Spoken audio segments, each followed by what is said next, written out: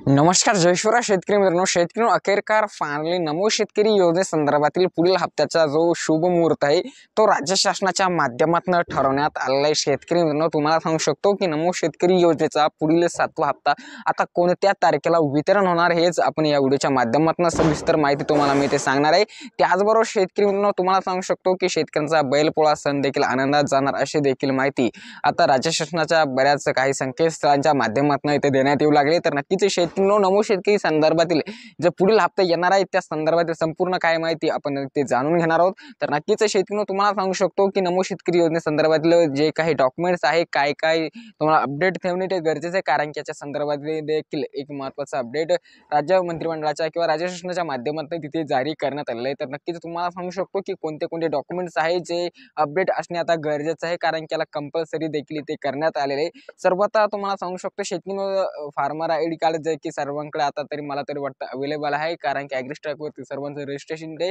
Compulsory झालेलं होतं आणि ते सर्व शेतकऱ्यांनी केलं असेल, ज्यांचं नसेल झालं त्यांनी एकदा नक्कीच पाहून घ्यावं की आपलं ॲग्रीस्टॅक वरती तिथे रजिस्ट्रेशन आहे की नाही। त्याचबरोबर शेतकरी सर्वात महत्त्वाचे वारंवार आपण बऱ्याचदा व्हिडिओमध्ये सांगत असतो ते म्हणजे शेतकऱ्यांची ई-केवायसी। तर ई-केवायसीचे हे सर्व काही स्टेटस तिथे ॲक्टिव्ह आणि क्लिअर असणं गरजेचं असतं, कारण की डीबीटीच्या माध्यमातून पैसे शेतकऱ्यांच्या खात्यात शासन पाठवत असतं। तर त्याच्यासाठी लागते ई-केवायसी। कोणत्याही बँकेशी संलग्न तुमची ई-केवायसी असेल तुमची आहे ती इंडियन पोस्ट पेमेंट बँक असो किंवा एसबीआय असो किंवा महाराष्ट्र किंवा एखादी मध्यवर्ती, तर सर्व काही ज्या बँकाशी तुमचं आधार कार्ड संलग्न आहे आणि त्याच्याशी ती केवायसी तिथे ऍक्टिव्ह असणं गरजेचं आहे।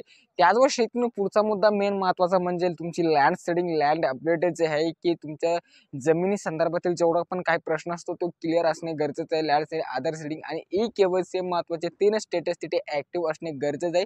तर नक्कीच शेतकरी तुम्हाला सांगू शकतो की आता बऱ्याच काही शेतकऱ्यांचं म्हणणं होतं की नमो शेतकरीच्या हप्त्याला विलंब का लागलाय। तर तुम्हाला सांगू शकतो की ज्या याद्या काय असतं की ज्या याद्या राज्य मंत्रिमंडळाकडे येण्यासाठी काही विलंब लागतो, ज्या नमो शेतकरी पीएम किसान सोबत जुडलेले सर्व काही शेतकरी त्याच याद्या त्याच्याच माध्यमातून नमो शेतकरीशी जुडलेले तेच लाभार्थी असतात। तर त्याच्या संदर्भातीलच ती प्रोसेस झाल्याच्या नंतर सर्व काही डॉक्युमेंट्स तिथे व्हेरीफाय झाल्याच्या नंतर राज्य शासनाच्या माध्यमातून हप्त्या संदर्भातील पुढील महत्त्वाचे काही निर्णय घेण्यात येत असते। आता बऱ्याच काही कारणामुळे जसं की कृषी समृद्धी एक योजना राज्य शासनाच्या माध्यमातून राबवण्यात आली, त्याला हजारो कोटी रुपयाचा किंवा भरपूर काही असा निधी त्याच्यासाठी लागू लागला। हजारो कोटी रुपयाचा जवळपास 4,000हून अधिक कोटी रुपयाचा निधी या कृषी समृद्धी योजनेला लागू लागलाय। तर बऱ्याच काही शेतकऱ्यांचं म्हणणं पडलं होतं की त्या योजनेचा निधी म्हणजे की त्या योजनेसाठी तर नमोचा निधी ते कपात नाही झाला ना, तर नक्कीच शेतकरी असं काहीच नाही, कारण की राज्य शासनाने योजना कंपल्सरी चालू ठेवण्यात आलेली आहे। बऱ्याच काही जे की कृषी सहाय्यकाच्या माध्यमातून कृषी अधिकाऱ्यांच्या माध्यमातून सांगण्यात आलेलं आहे की नमो शेतकरी योजना अद्यापही सुरळीतपणे चालू आहे आणि येणारे पुढील हप्ते फक्त थोडा विलंब झालाय।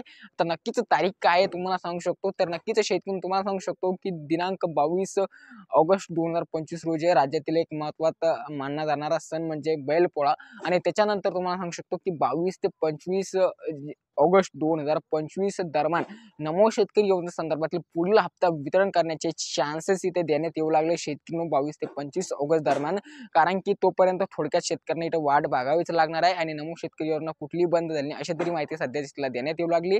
तर नक्कीच शेतकरी हेच एक महत्त्वाचं असं अपडेट नमो शेतकरी सन्मान निधी योजनेसंदर्भातील होतं।